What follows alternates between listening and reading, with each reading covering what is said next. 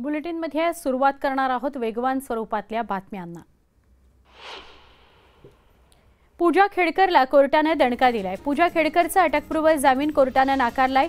यूपीएससीने दिल्ली पोलिसांमध्ये पूजा खेडकर विरोधात गुन्हा दाखल केला।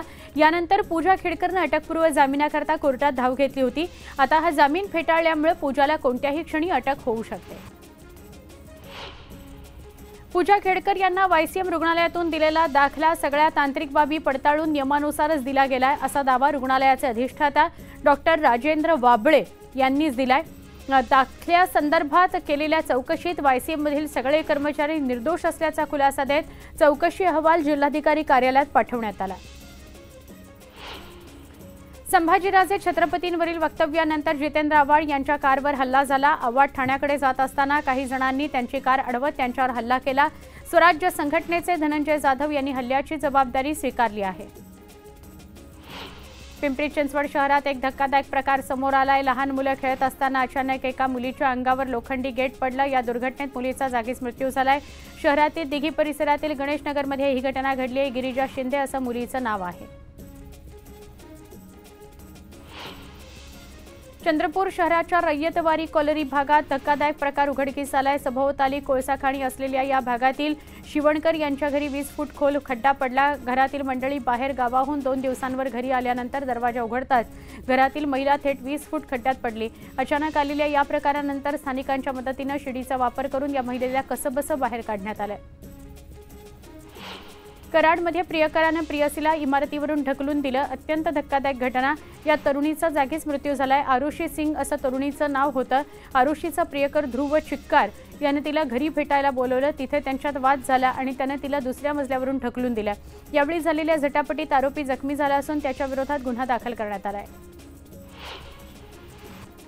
वर्ध्याच्या सावंगी इथल्या एमबीबीएसच्या दुसऱ्या वर्षात शिकणाऱ्या विद्यार्थिनीने आत्महत्या केली। मेडिकल कॉलेजच्या आवारातील बिल्डिंगवरून उडी मारून पूजा रजानी या विद्यार्थिनीने आत्महत्या केली। आत्महत्येमागचं कारण अजून समजू शकलेलं नाही। पोलीस तपास करतायत।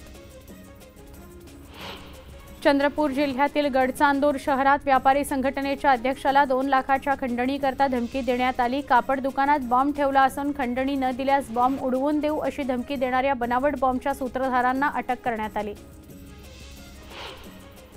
कर्जाच्या कटकटीमुळे एका डॉक्टरने दवाखान्यातच आत्महत्या केल्याची धक्कादायक घटना कराड तालुक्यातील ओंड इथं घडली। डॉक्टर हेमंत रेळेकर असं आत्महत्या करणाऱ्या डॉक्टरचं नाव आहे।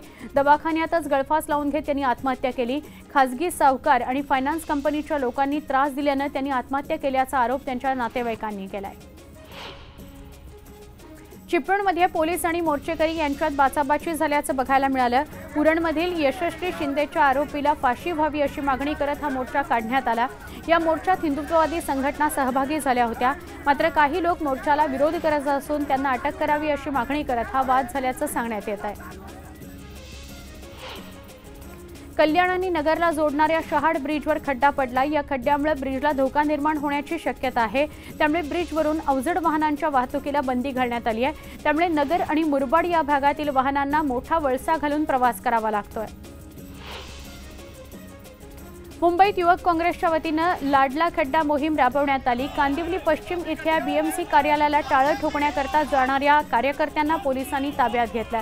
खड्ड्यांविरोधात युवक काँग्रेस आक्रमक झाल्याचं बघायला मिळालं।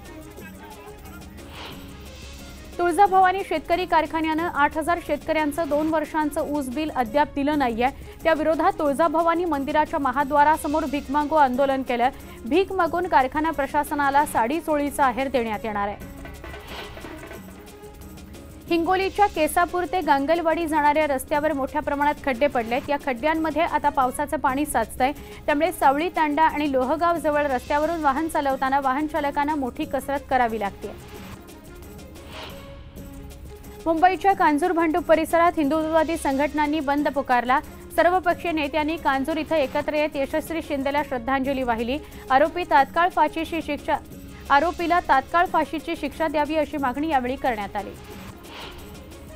बुलडाण्याच्या खामगावातील आवार गावी स्मशानभूमीपर्यंत पक्का रस्ता नसल्यानं मृतदेहाचा शेवटचा प्रवास वेदनादायी होतोय।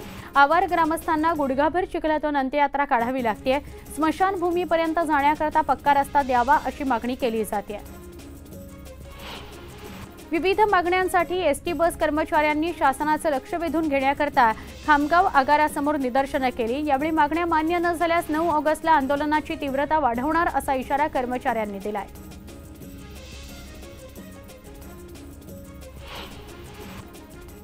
एक छोटा ब्रेक पहा फक्त न्यूज 18 लोकमत।